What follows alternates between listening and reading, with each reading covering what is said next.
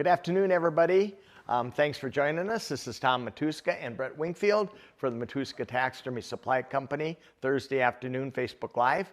And it's a nice day finally here. It's been, winter just kind of won't go away. It's been cold, and I know you kind of like the winds in Iowa. I don't. I even had to move away from Iowa to get away from the Keeps wind. the water churned up and the bait frolicking in the waves, and the big fish and the muskies that you like, they like that wind. But it's finally a nice day here. We had a little bit of rain last night and pleasant. Tractors are in the field. Oh gosh, Farmers are going crazy. gosh, we had a little field trip the other day, and there's a lot of people turning up the ground and doing all kinds of different things. Yeah.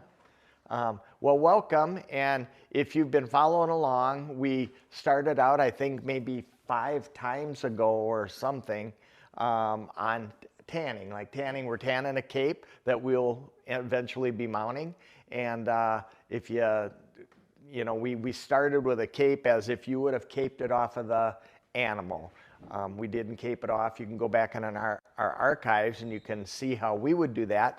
There's a lot of different ways when it comes to caping animals, but the object is to get the skin off of the animal in as neat as possible, and all of the fat and the meat stays with the carcass. Before we started, we also took some measurements, and measurements are really important. A lot of people, all the time we have questions, mostly from beginners who haven't figured it out yet, but the object is to get that cape that we're working on, whether it comes from goes to a tannery and comes back to you, whether you tan it yourself, whether you dry preserve it, whatever, making it the same size as what you expect and what your customer's going to come to expect. So we like to take measurements ahead of time, and when we started on this one, we took a nose to eye measurement is very, very accurate. When the animal is laying right here, that's not going to change. It's not going to change more than a fraction of an inch, small fraction of an inch. Your neck measurements, if you go to the catalogs, you'll see that you have an A and a B and a C measurement, sometimes even a D measurement. And those, as the animal loses fluid pressure, blood pressure, the neck will diminish in size a little bit. So don't be surprised if a really, really fresh animal isn't the same as, you know, your tan hide may be a little bit bigger. Your hide should go back to the size that it was if you did your job and fleshed it properly, didn't do any drastically wrong in the tanning process. So that's how we started out. We started out with that by measuring a nose to eye, and we want to keep that one because that's not going to change. We also take a B and a C measurement on the neck off of the skin, and we even like to take it off of the carcass, but depending on how long ago the animal was harvested, that may, we always think, shrinks a little bit. So if your neck measurements may be a 21 and the customer took a couple days to get it to you, that could have well have been a 22 or a 23 inch deer. So we would expect it to be bigger than what we took. Nose to eye is the important one. We're going to make that animal, you know, reasonably as sizable as he was when he came in. Customers don't like getting shorter fish or, you know, giraffe type necks, and it's up to you. There's a whole lot of things that can cause that to happen just by not being familiar with your system. Yep. Yep. Well, hopefully we've got a system outlined over the last. We should, after 40 some years, for me anyway. You should have it figured out by now. But anyway, so we started out getting it ready to salt. And if you want to go back, everything hinges on what you do to this cape now. You can cause yourself headaches down the road by not handling it properly. Once the cape was off of the carcass, we like to turn the ears inside out.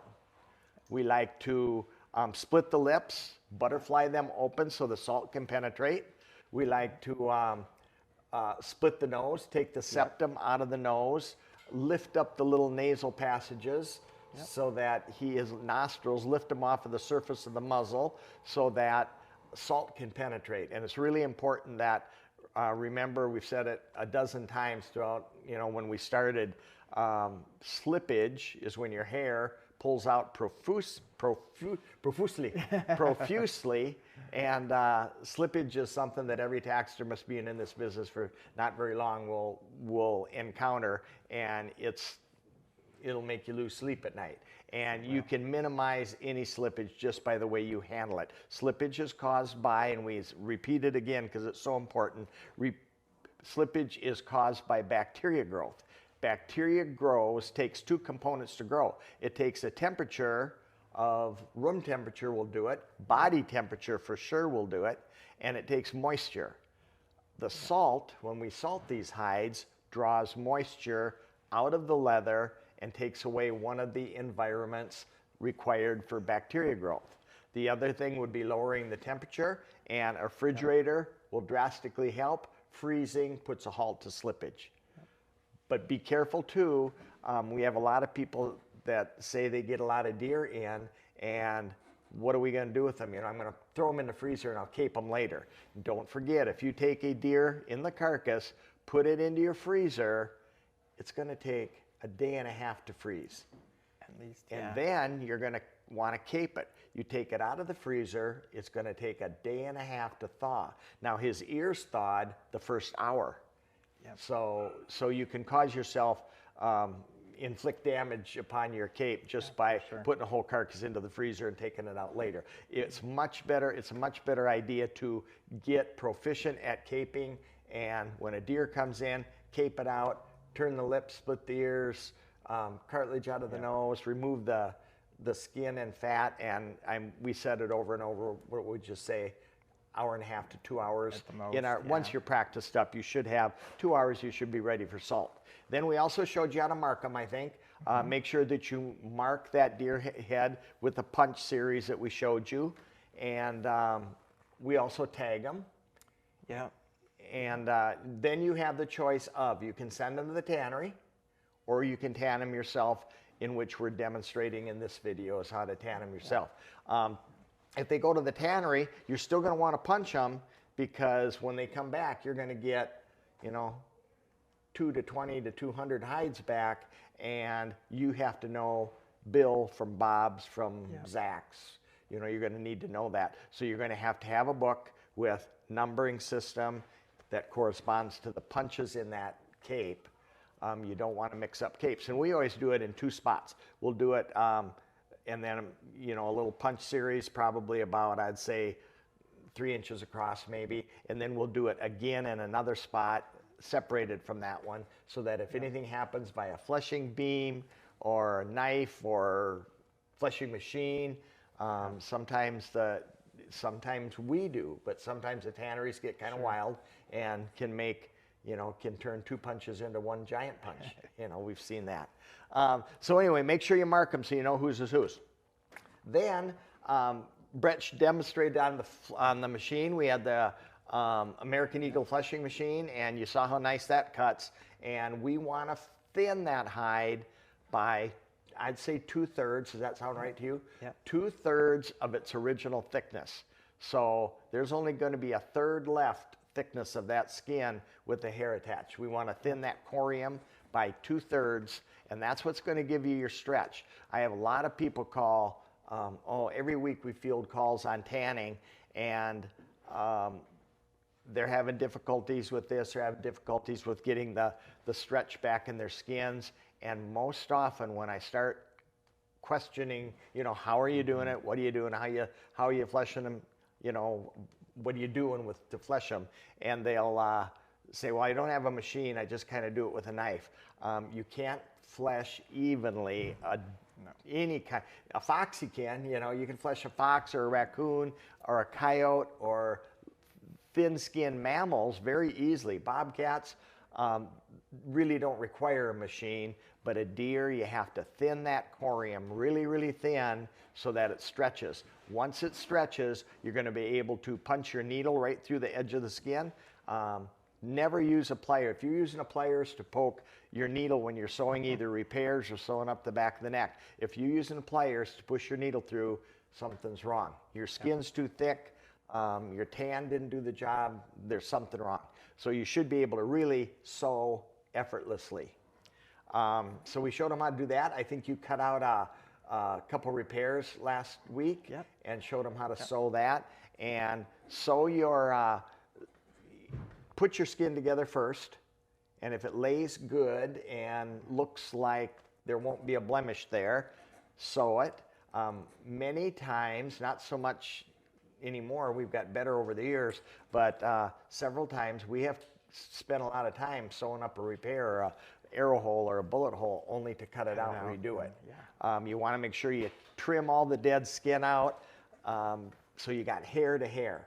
Don't pull your stitches so tight that it crumples your seam, but do pull it firm enough that it brings your leather together and stays there. As you're sewing, get in the habit of always pulling it apart because that's how it's going to dry. And make sure you're not using any kind of an elastic string. We used fire thread, and that's a great product. There's, I would say, zero stretch in fire thread, so you don't want to use anything like monofilament. Monofilament's a terrible thing to sew up a heavy skin leather anyway, because monofilament stretches a lot, and that's going to give you a gap of air between your leather to leather.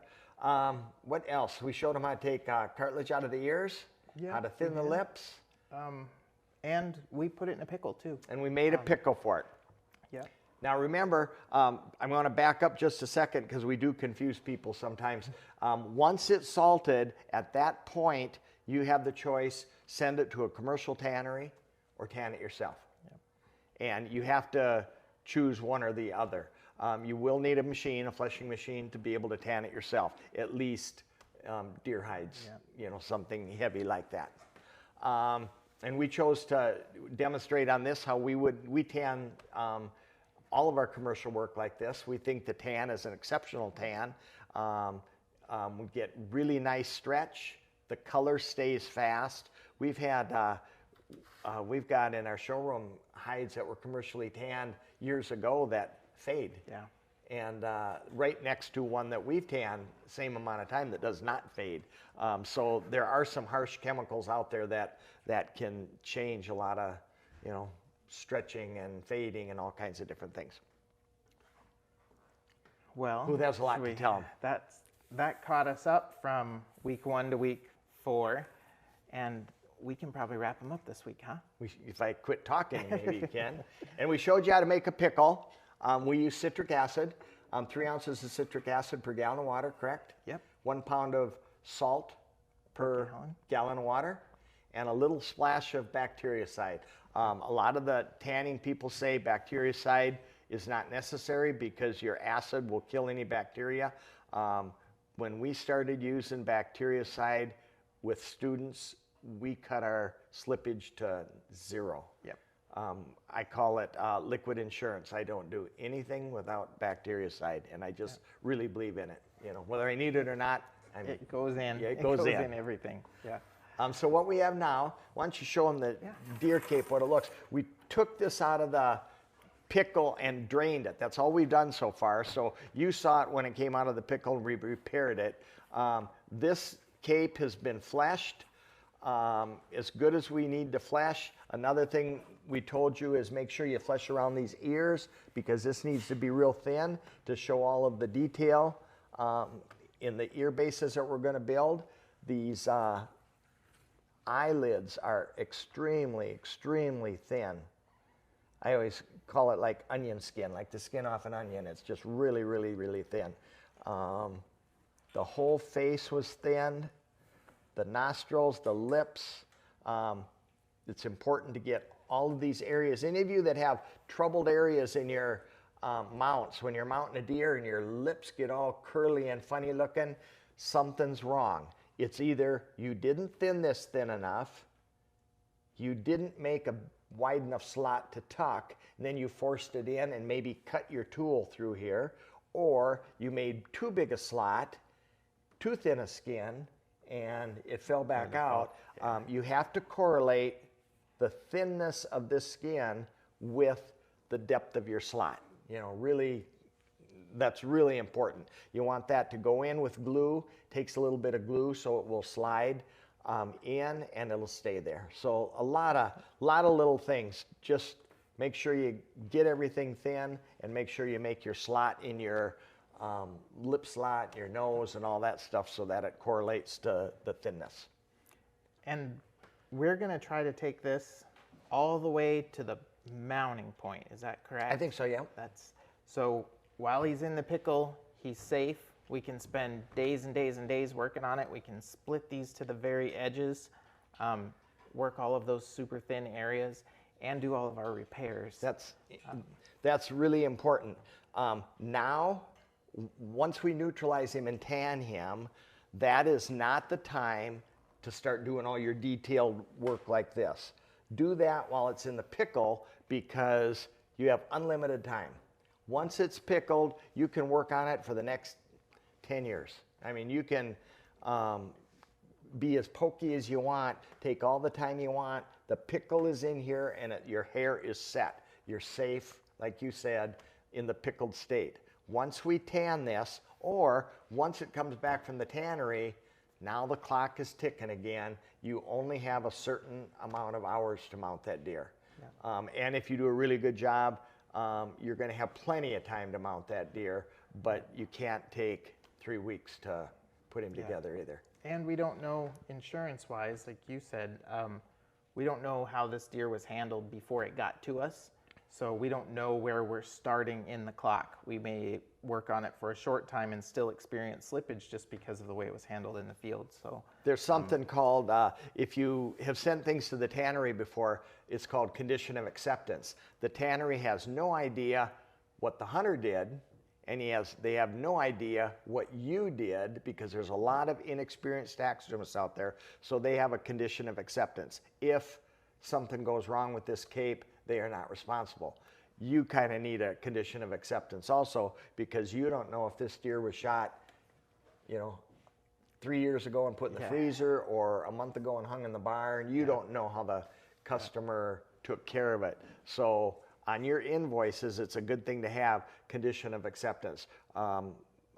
Due to facts beyond our, control, we are not responsible for losses compared, good thing to have out there just in case. Yeah. So now we're going to use a product called True Bond 1000, and we're going to tan this deer cape with that. And before we do, we want to neutralize the acid out of it, correct? Yep. And if we want to get that ready, one thing that we remembered just before we got on the air was we hadn't shown them. Oh, would you like to show them that? You want to get some water ready for our rinse. I can do that. And you I show will them how to the trim. seam quick.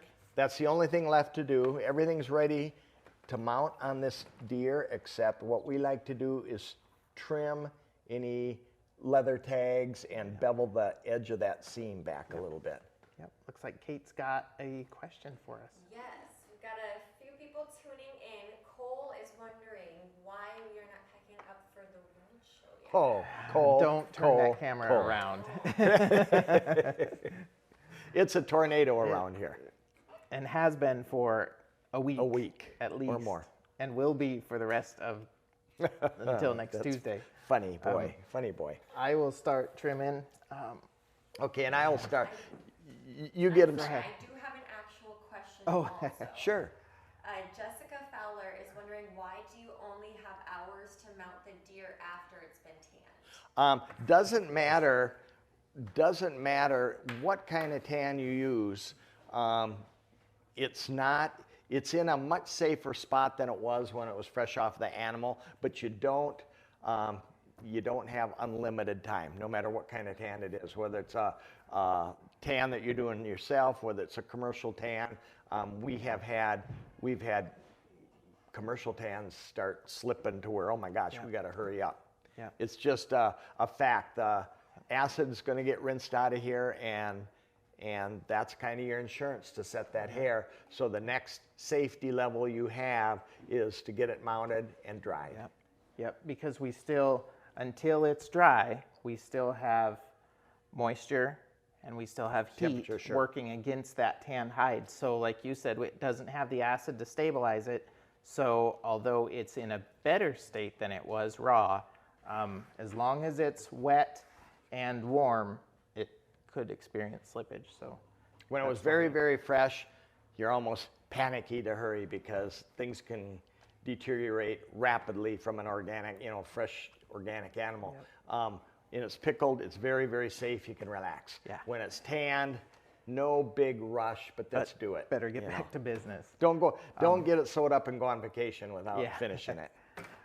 Kate, if you want to show them, I'll try and do it right here, which I know that's not usually our favorite target spot, but I'm going to bevel this edge with a scalpel, and we like to just clean up this incision.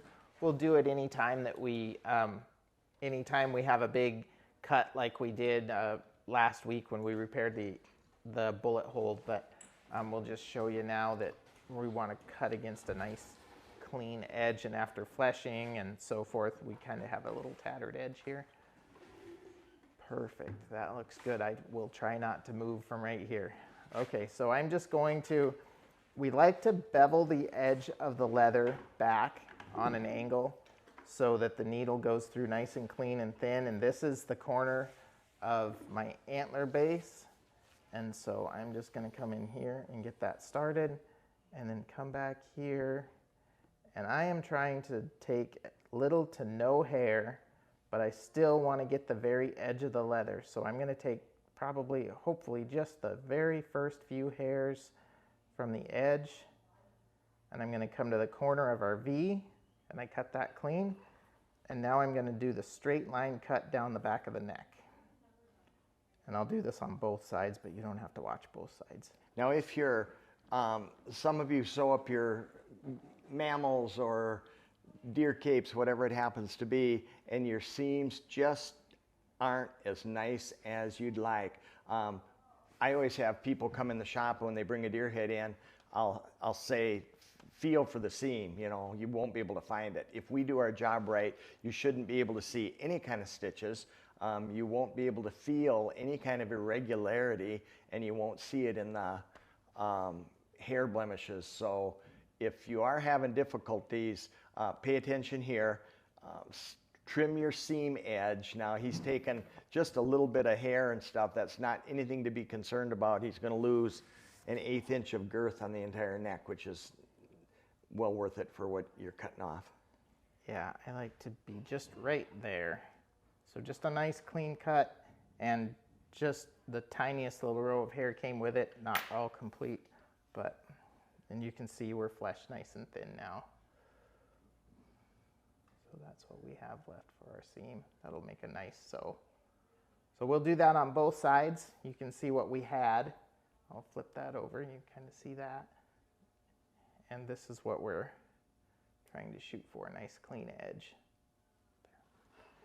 So I'll do that quick. Okay, you go ahead and do that, and I'll talk to him a little bit about the neutralizing process. Sure. I do have a question. Chris Thompson would like to know, do you need to neutralize a hide if doing a submerged tan? An immersion tan? I would. I know there are many. Now, this is our method, and I want to be the first to tell you that there are 150,000 different ways to tan a hide, and a lot of people omit steps that we do, and we probably omit steps that other people do. This works for us. I have talked to people that tan all of their own deer capes, and they skip the neutralizing process. We don't, because if I were to take litmus paper, like pH paper, and put it on that hide, it will show very, very acidic still. We have had hides come from the tannery before, and I was amazed the first time I ever saw this. Hides can get a condition called acid rot. And acid rot, I would assume, is the acid was not neutralized out of the tan skin. The tan proceeded, and a couple years down the road, you can tear the hide just like tissue paper. And I used to demonstrate to students. We had a beaver out in the showroom, just a beaver skin hung on the wall, and you could take it in, and it was just like wet tissue paper. It tore so easily. So that's what can happen with acid in the skin if that acid's left to continue to, soften the skin and deteriorate the skin. All done? Yeah. Ooh, that's fast. That's ready for you. Okay, so our process is we're going to neutralize it, and my neutralizing, we have it up on the board. We have a sign up on the board that you wrote 26 years ago. Still up there. And you can even, I don't know if you probably can't see it up there. I'm going to move the light. But this is our Neutralize. This literally has been here 26 years. Yep. But it says neutralize prior to tanning. Number one is rinse. We're going to use water. PD64 we don't have anymore. It became a carcinogen or something. Now we use X-Effect. Yep. We're going to put X-Effect, an ounce in, and we're going to put a 1/4 cup of salt. That's only the rinse. Then we're going to neutralize. We're going to do 4 gallons of water. The reason we use 4 gallons of water is so that we don't fill it up to the brim and have water flowing all over the place. We can keep the bucket kind of contained. 4 gallons of water. Sodium bicarbonate. Sodium bicarbonate is baking soda. So baking soda is what's going to neutralize your acid. Even when we dispose of our acid, we treat our buckets with sodium bicarbonate, baking soda, which renders it back to a basic state. Sodium bicarbonate, we're going to put 1 ounce in for every gallon of water. X-Effect, 1/4 cup of salt. The salt is really important, and it's for acid swelling. And acid swelling is a condition where the acid without salt can cause the skin to become thick, and it's a real funny condition. We've had it a few times. Salt stops acid swelling. Anytime we put a hide in water, whether it's a wash or a rinse or a neutralizer, whatever it happens to be, we always put in a 1/4 cup of salt. After it comes, we're going to leave it in there for 30 minutes. We're going to shortcut that a little bit today, maybe by wishy-washying it up and agitating it. But 30 minutes for a deer-sized animal. If it were a fox or a bobcat, which has very, very thin skin, we would probably leave it in 10 to 15 minutes. If it were a moose, God forbid we're tanning a moose ourselves, but if we were tanning a moose, we'd probably leave it in an hour and a half or so. The thicker the skin, the longer it's going to take to neutralize. Not critical. Then we're going to go back to a rinse. Same as number one. The rinse is going to be water, X-Effect, salt. And then we have a wash machine that's not hooked up to water. It's just a wash machine that has a spin cycle in it to the drain. And we like to take our hides, put them in the wash machine, put that sucker on spin, and turn it on and spin all the moisture out. That just makes it nice to work with, nice to check our measurements, that sort of thing. At that time, we're going to bring it back over to the table and we're going to measure it, and we're going to compare that measurement to what we took when we took it off the animal. Hopefully, it's going to be for sure the same, but possibly just a little bit bigger, in which that's what we're going to use to order our form from. Then we're going to salt it lightly. We sprinkle it with salt, and that draws any extra moisture out of it. We're going to hang it, let it drain. In this case, because we've only got a half hour, we're going to probably put towels on it to get the moisture off of it, and then we're going to tan it. So I'm going to proceed with the mixing a rinse for you.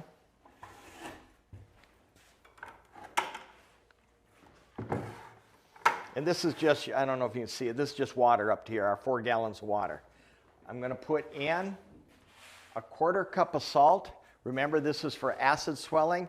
Absolutely not critical. If you dump the whole thing in, you're going to have a salty cape. Now this is going to go to the bottom and sit there, so we got to stir it up. Make sure you stir everything up. Butch Neepert is wondering, how often do you refresh your pickle while you're working on the same skin? Do we freshen it? How often? Never. Typically we don't.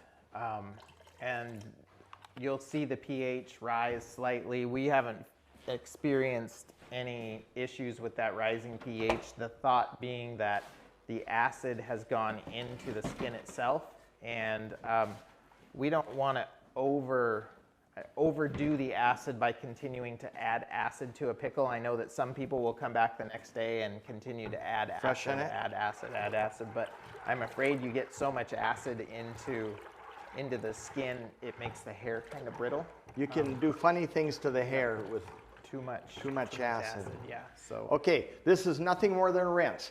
Got a little bit of salt, quarter cup of salt. It's got a little splash of X Effect. Good to go.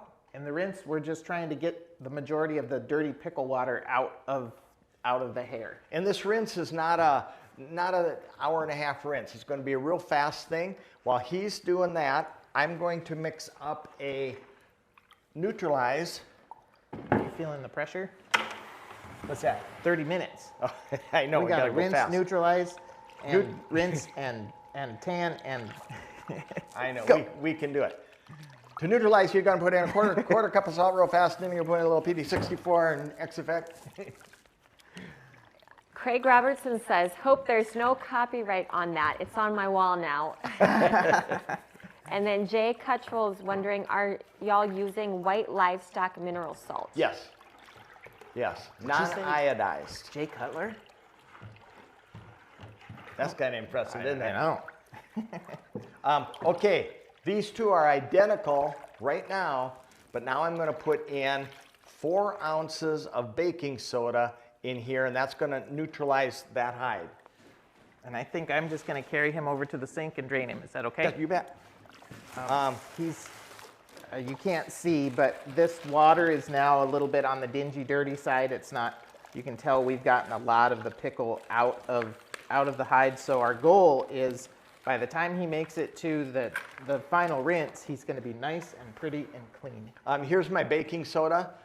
4 ounces of baking soda, sodium bicarbonate.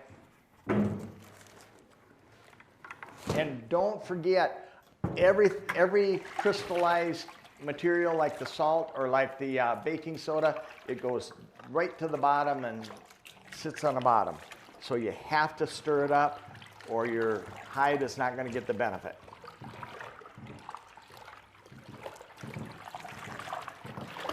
Okay, that's going to be our Neutralize. And this is a one-time deal. We dump the rinse goes down the drain.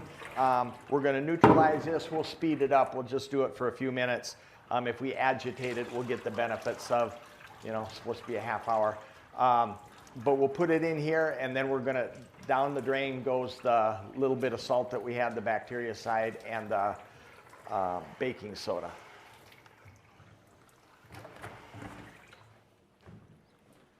Okay, Ready? you can do him. Okay. So he's rinsed. All I did was drain him. And now we're going to go into the Neutralize. And this is where he starts looking really pretty. This is Starts turning white. Yeah. Should. Your leather will start cleaning up, and you're going to have that really nice, pretty clean leather. They get better looking and better looking. As you put them in the pickle, they come out, and your pickle starts looking kind of grungy as the salt and the acid is drawn out all the impurities and the fluids from the skin. And hold that up for the camera. That's kind of starting to look real nice and white. Pretty. So the more Pretty to us. pickled you are, the prettier they get. The more pickled I am, the prettier they look. Yeah. You're funny. Okay, now you go ahead and just keep I'll working keep that. working him around. When I first started tanning, the object is in the neutralizing process, even in the pickling process, a lot of the big tanneries have agitators that agitate and work that skin so everything gets to all parts of the skin. We used to have an old Ringer wash machine.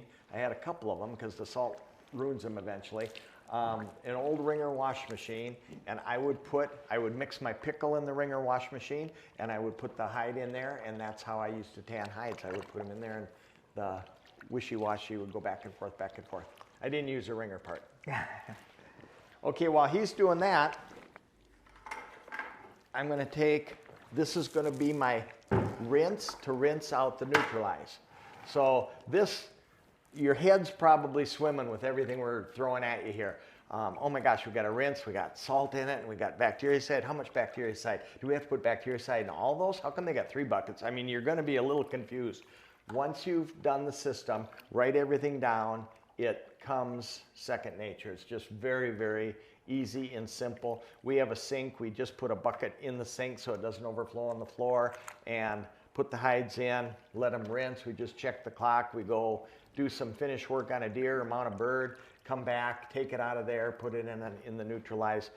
It will become second nature, but don't be alarmed if you're overwhelmed and have never done this and think you'll never be able to keep this straight. It kind of comes back to what you said in the very beginning. It's kind of like baking a cake.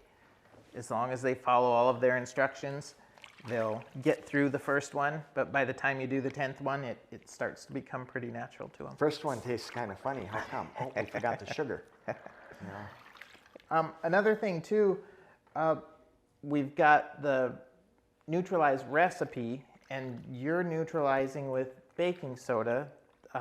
That's a good neutralizer for acid. There are others, but baking soda's a little less harsh, isn't it? Yeah. When I first started, we used borax.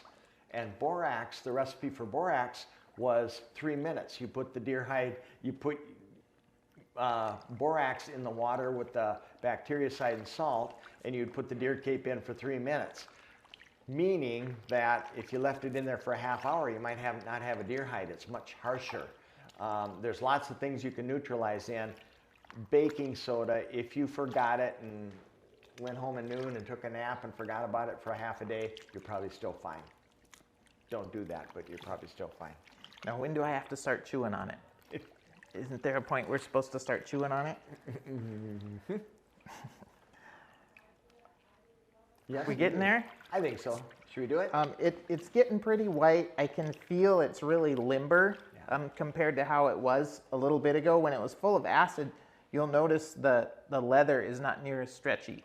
And right now I can feel the leather is starting to limber up, and I think we'll get our measurement back. And that saltwater acid pickle firms everything up, and one of the best parts of it is it makes it presentable to the fleshing machine. And if you tried, there's a lot of different pickle recipes, but citric acid and formic are two that I'm most familiar with.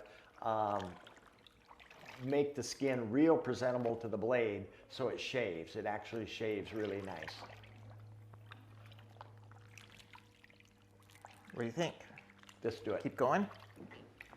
I can start chewing. Yeah, I know. Okay, so this is the Neutralize.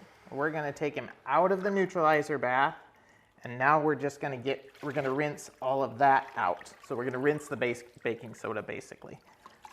And here again, you may see somebody might tell you, why do they do another rinse? They don't have to do that. You probably don't. This is just, when you find something that works well, after you've had a few failures, you don't change your system. Okay, now this is nothing more than a rinse to render my baking soda harmless. Oh, look how pretty that is. That's about as pretty of leather as you're going to get. Now, a lot of people go through a whole wash system, where they're going to wash the deer and shampoo the deer. You can do that. If I were going to do that, I'd do it prior to the mounting stage, wash him. But if you look at this water, it's turning, it's clear enough to drink. This is clean water. Don't drink it, but it's nice, pretty, clean water.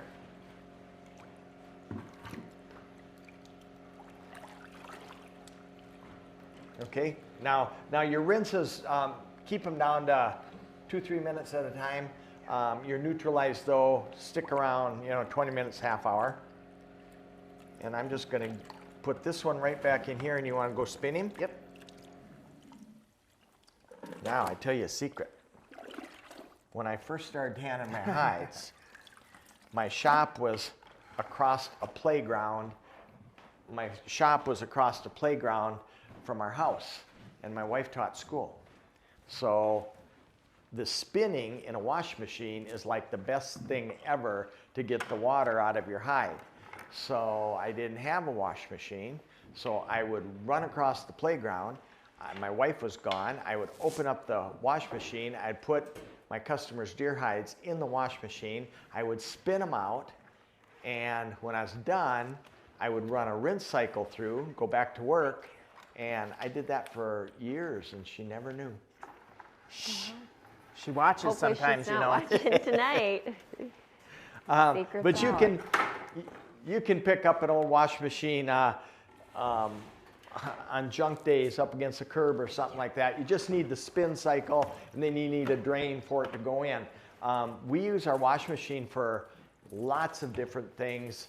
The spin cycle, we put birds in there and spin our birds out, and everybody goes, oh my gosh, you're going to ruin your bird. It's nothing more than centrifugal force. The bird goes to the outside of the drum and it spins the moisture out, and it'll really save your time in drying. And any of the furs, now we're going to go through a drying stage on this hide, and when we go through a drying stage, we have to rehydrate it, and when we rehydrate it, we don't want to mount a soggy, soppy deer, so we like to spin them out. And when they're spun out, the hair is already kind of starting to dry, and they look real nice and are easy to work with. Reagan would like to know, what is the best way to preserve green plants for habitat? Is there anything better to use than colored glycerin? Colored glycerin, I mean, there's a lot of products you can buy. You can buy, I don't know what they are. We used to carry Never Say Die, Accents of Nature. There's different products that you can buy, which I always thought were very similar to colored glycerin. But no, colored glycerin or the commercial products, that they do work. And you have to cut your plants really, really fresh. Put them in like you're putting them in a vase of flowers and letting them absorb the color into them. Plain glycerin, I always cut glycerin with water, so it worked a little bit better. Yeah.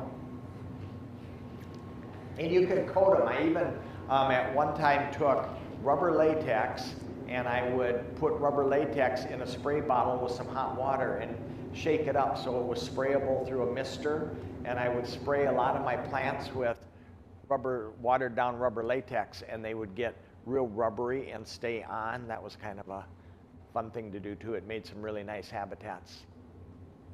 There's some good museum books out there also. I don't have any quick that I can show you, but there's some good museum techniques that you can find how to preserve plants.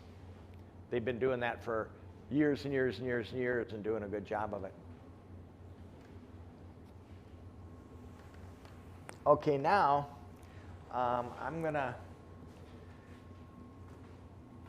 show you, this is a product we're gonna use, and when that comes out of the wash machine, the first thing we're gonna do is we're going to measure it. Once we measure it, we're gonna compare it to the measurements that we took when we skinned the animal, and then we're gonna use a Trubon product, and there's a lot of really good rub-on tans. This is a rub-on tanning oil that penetrates the skin, sets the hair, should give you excellent stretch if everything's done according to directions. And then you have some options. You can mount it right away, but if you mount it right away, it's extremely oily on the skin. It's hard to sew with it. The needle is slipping out of your fingers. That's not my choice of how to use any of the rub-ons. A lot of people will put it in the freezer. So they'll take the rub-on tan, they'll rub it on, fold it up, let it absorb for a few hours, and then freeze it. When you take it out of the freezer, it has a way different feel and can be mounted, and it's similar to a wet tan, just identical to a wet tan. The other option is to, we used to use a lot of Liquitan, and the Liquitan, we used to dry it between two boards with a fan on it and let it dry just like you did when you salted it the first time. And that's how we started doing it when we had the taxidermy school, and we have zero slippage that way, and kind of that's our method, is to dry them and then rehydrate them. And the directions are on here, just like I said. How'd that do? I think good. I think good. Shall we put him between some towels and just... Sure. get him a little more moisture out of him.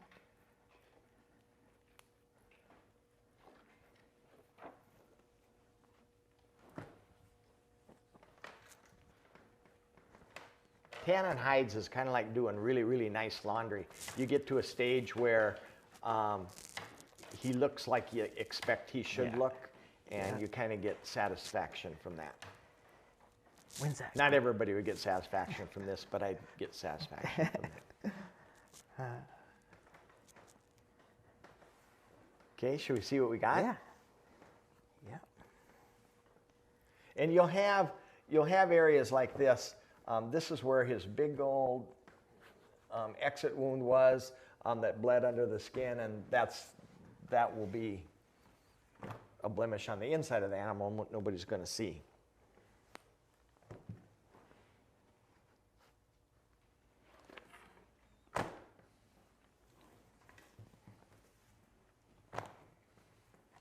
Now, so far, this hide has only been pickled and neutralized and fleshed. Okay, now we'll stretch him out a little bit. Watch for stitches. I don't have any stitches up here, but anytime you have stitches and you start putting pressure on them, make sure you're not going to rip something. Yeah, this one has plenty down low. Way down there. I won't get down there. Nothing in the measurement of the neck. Okay, do you remember what he was? I do. Should I tell him Is on it a camera? secret? Is it a secret? Because if we're not there yet, we want to pretend. Okay. We were 19 by 21. Oh, shoot, I was going to say, we got to get 14 inches out of this guy. Okay, now, anytime we mount a deer, we want to make him as proportionate. You know, we don't want a little deer like this with a neck like that, but we don't want a deer like this with a neck like this, you know. Yeah. Just from the size of the antlers, I kind of have an idea what we're looking for. But stretch him out. Don't put him between two vehicles and pull. And on most taxidermy supply companies, they're going to give you one right behind the ears. McKinsey calls it C, correct? I think so. And then the next one is B over the atlas. Yeah. We went A, B, C, so ours are in a row, and all you have to do is look at the legend that's on the inside of the catalog. But we're going to take a ruler like this, and right behind the ears, straight across the neck. How much did you want? 19. Okay, I got a really, I'm not touching anything, I got a really easy 21. Okay. That's because you fleshed too much. The next one down is, this is the important one. This is the one that really has to fit on the form. That's where his neck starts to swell, and he's got over his atlas. Yep. So 2 to 3 inches down past the ears, that's the important one. If you only had to have a nose to eye and one neck measurement, this is it. Okay, and there's 22 laying without stretching. Yep, yep. And worth noting too, if you had any bullet holes or any scars. And we do down here. We don't want to get too terribly tight over that swollen area.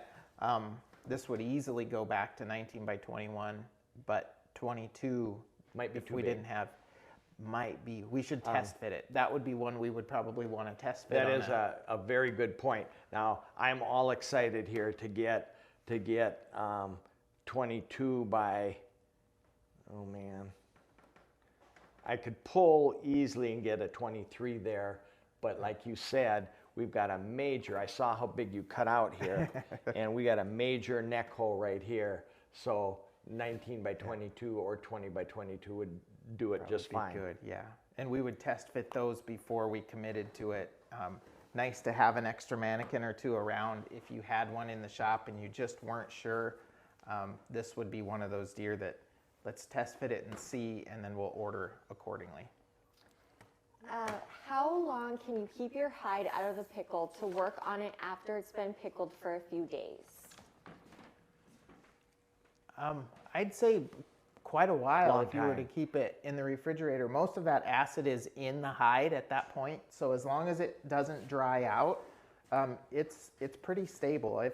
I wouldn't do it just because, but if you took it out over the weekend and wanted to take it home instead of having it at the shop or something, you could definitely put it in a bag. The only thing that happens is they get crusty. Like they start drying out and they get crusty. And a lot of times people will say, it started getting crusty, so I put it in the sink and soaked it up with water. Yeah. Don't do that, because the pickle is what's keeping this thing safe. Don't add just plain water. You're diluting your pickle. Okay, now this is another little invention that we do. We're about ready to put the oil on here. We like to salt him lightly, not heavy, lightly. I always tell people, too salty to eat. So just like a little salt like this, nothing like you did when you took him off the animal and salted him to go to the tannery or to go into your pickle. And the reason we like doing this is because we think it starts drawing moisture out of this hide. And we think it makes that leather thirsty for our tanning oil. Yep. Yeah. Maybe you can really tell a difference from putting oil on a wet cape versus putting it on one that's been salted for a little while. It really absorbs in much better. Hand me your little cup there. We're ready for that, right? Yep. And there's, we used Liquitan for years. Liquitan worked good. Pro One has a great, paint on tan or rub on tanning oil. We're using True Bond, and there's True Bond 1000 and there's True Bond 1000B. And 1000B is for the back skins. And if you want something softer that you're gonna hang on the wall or something a little more supple, we've had pretty good luck with the 1000B on axis deer and fallow deer back skins, and that's what it's for. It's a little bit softer. Craig Metz is wondering, are you familiar with pressure tanners? We use it and seems to work great, but once in a great while, we seem to get one that doesn't stretch well, even after being over the machine 4 times. Tell them. Sure. Pressure tanning is nothing more than what we're doing here. It may speed up the process a little bit. I think we're really comfortable with this system and it works. We haven't found need to move into other avenues to complicate. There are some great tumbler tanners. Yep. And then there's the pressure tanner where you add pressure to it. A great product. They're kind of expensive. To me, the time invested in tanning isn't in this. You're going to see that for us to tan this is going to take minutes. Right.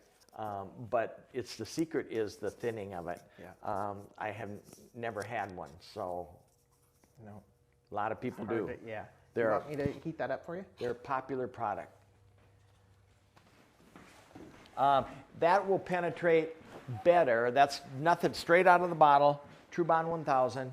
It will penetrate way better if you warm it up just, I suppose, 105 degrees or something like that. And you're going to put it on just like suntan lotion.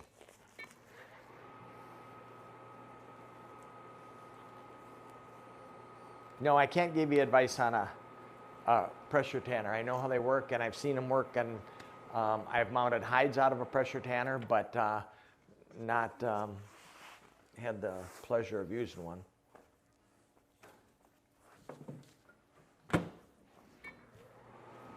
I know Steve McCready makes a great pressure tanner.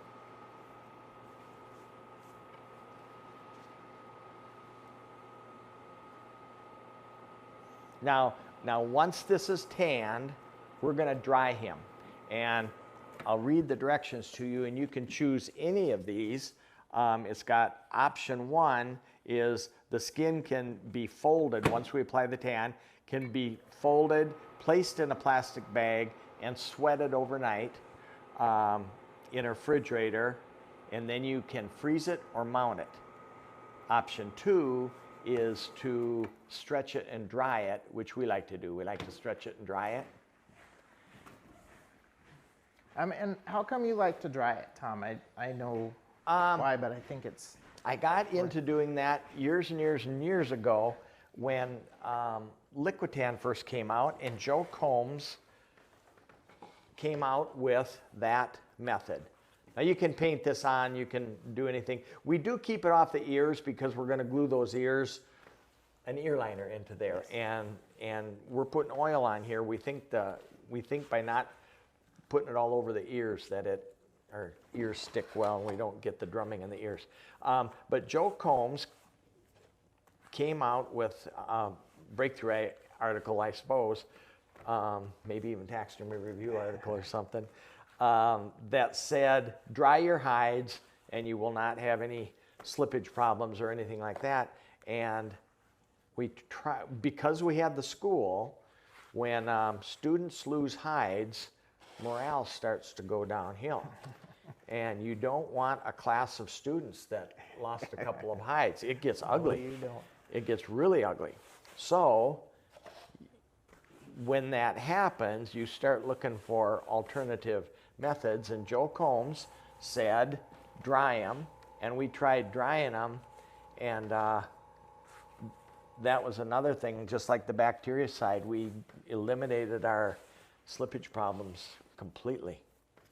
And in drying, I've heard people say that you're kind of setting the epidermis, or it allows that epidermis to firm up. So, and that's where the hair follicle is. It's seated in that epidermis. So if that dries tight, it makes sense that it would hang onto the hair a little bit better. Somebody asked last week, I think, about the epidermis breaking down around the eyes. Oh, yeah. You know? Yep. I noticed you painting a kudu today that was a commercial tan, and the epidermis was all gone around the eyes. Yep. And that a lot of times is when you skin an animal and salt them to hang or to dry or stretch them to dry, make sure that around the eyes gets dry and around the lip line gets dry. And if your epidermis gets dry before you start the tanning process, typically it'll stay on. Okay. So now you just rub that on with a rubber glove, and any trick to it? Just no. Now we'll usually we will take this, and you can, like the directions said, you can fold this up, put it in a bag, and sweat it. That just means encase it in its own juices. But you're going to sweat it. Now put it in the refrigerator so it's not room temperature. You can mount this right away. Now, like I said before, try sewing with this on your hands. I can't do it. I mean, it's impossible. You would need a pliers for that. Or you can put it in a bag after it sits for a couple hours and sweats, put it in a bag and put it in the freezer, and this will turn miraculously into a wet cape. You pull it out, and it's just like a wet cape from Wildlife Gallery or H&H or any of the Wolf River, any of the bigger tanneries, and it's ready to mount. It's not slippery like this. Yep. It just soaks in maybe while it sits. And the other option that we like to do is we like to stretch them, which we're going to show you how to do, right? Yep. Should we do that? Yeah.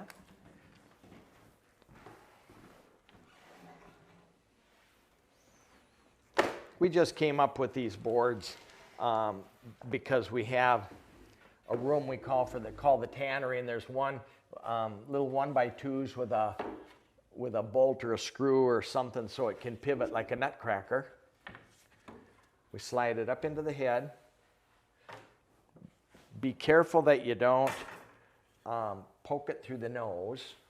These hides, once you thin them really thin like we've thinned them, you don't want to, this is fragile up here, so be a little careful. And we just got an air stapler. I'll let you do it. My hands are all goopy. And we're just going to put a couple staples in just so it adheres to the boards. We don't want to have to fight and find a whole bunch of staples when we take him off and rehydrate him, but we do want the boards to be able to spread out so that this thing can get circulation around it. And I'm just going to take the head here and make sure the nose drapes over. The V will come back here. I'm going to, without mashing down so I don't cut through the leather, I'm just going to hold up and put a light tack through there. And then maybe a few down a little further just to make sure our leather's nice and tight.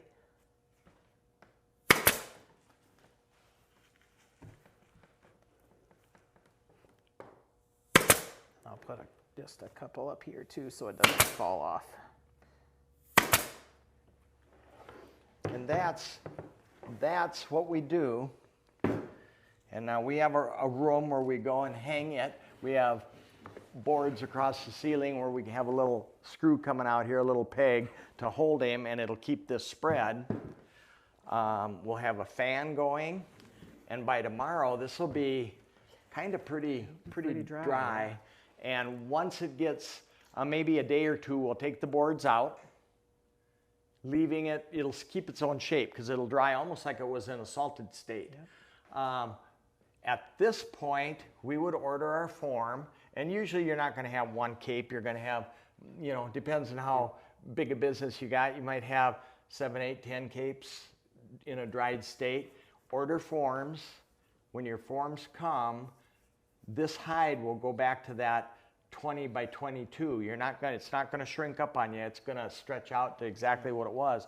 So you wrote down after you neutralized, your measurement. So you can order your forms, get your forms, start putting on your antlers, things like that. We usually rehydrate them in a sink, and the rehydration bath is water. Always put salt. Yeah. Put in our sink, I'd probably put a half a cup of salt, splish a bactericide. We have not done anything to bug-proof this yet. Right, so and we'll do that. We like to put in Protex Pre-Soak for bug-proof. And depends how much water you rehydrate in, you might put in a quarter cup, half cup of Protex Pre-Soak, and you can rehydrate 3 or 4 of these at one time.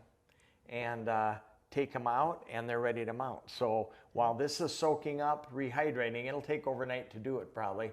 Don't leave him in the water overnight. Put them in the water till they get nice and maneuverable. Take them out, drain them a little bit, roll them up, put them in the fridge overnight. The next day you're going to come back to a beautiful tan cape that's going to stretch like crazy, and you've had time to do your antlers and your eyes and your ears and start your little assembly line. But that's how we would tan with any of the rub-on tans. Follow directions. They're all pretty similar, I think. It's going to be a rub on the material, but we do go through a neutralizing stage like that. Yeah. And for everybody at home that was thinking that they wanted to tan their own cape, hopefully Did we dissuade you all? Hopefully the commercial tanneries are all cheering and clapping because nobody's going to want to go through all this. And we're going to be gone next week, correct? Yes, we are. We have the World Taxidermy Show in Springfield, Missouri. It's a huge, huge, huge production, not only for everybody else, but especially for us. We will have a monster presentation there, presents. Yeah. And I have seen, can I borrow that little towel from you there? Yeah. I have seen all the giveaways. I mean, the giveaways they're giving away at the Matuska Taxidermy Supply booth would boggle your mind. I mean, there's airbrushes, there's all kinds of stuff. Gallons of hide paste. Gallons of hide paste. Paints. I mean, all of our vendors really came through for us, and I can't tell you how much stuff. It's going to be a big deal. Big deal. If you get a chance to come to the World Taxidermy Show, Larry and Kathy Bloomquist put on an extremely, extremely high-class event. The biggest and best, and we haven't done this we missed last year. The World Show is only every other year, and it postponed last year. They put it to this year, so it's been 3 years since we did And this. Fauci said it's over, so finally, So, no thank masks. goodness he did it just in time. I thought we were going to have to cancel again. But we'll be there, and we'll look forward to you guys. We hear a lot from all you people that watch us that evidently are unemployed and have nothing to do. So, but we'll look forward to seeing you. What do you got for us? So we have a giveaway from liking and sharing last week's live video, and we are giving away a quart of True Bond 1000, and the winner goes to John Bellucci. John Bellucci. Good job, John. There we go. And John, will you be at the World Taxidermy Show? I see you many times at the World shows. I bet he will. And I can bring it with me. Wonderful. Well, we will see you guys next week in Springfield. Oh, yeah. Yep. Yeah.